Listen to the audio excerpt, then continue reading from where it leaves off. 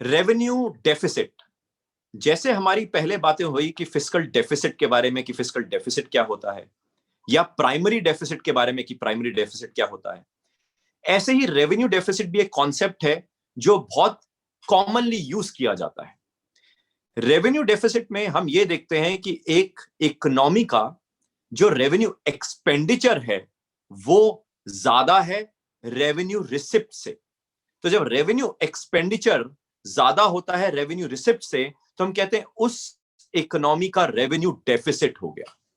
But obvious है, अगर उस इकोनॉमी का जो रेवेन्यू रिसिप्ट्स हैं वो ज्यादा हो रेवेन्यू एक्सपेंडिचर से, तो हम कहते हैं रेवेन्यू सरप्लस हो गया। मगर हिंदुस्तान का नॉर्मली रेवेन्यू सरप्लस नहीं होता है।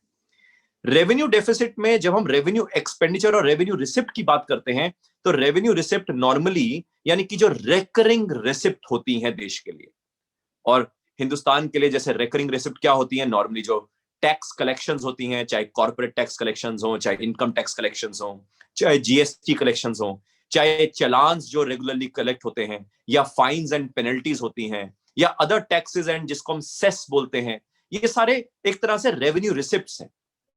रेवेन्यू एक्सपेंडिचर यानी कि जो रेकरिंग एक्सपेंडिचर जो गवर्नमेंट करती रहती है, जैसे कि सैलरीज देती है अपने गवर्नमेंट एम्प्लॉइज को, या एडमिनिस्ट्रेटिव एक्सपेंसेस जो रेगुलरली एडमिनिस्ट्रेशन में यूज होते रहते हैं।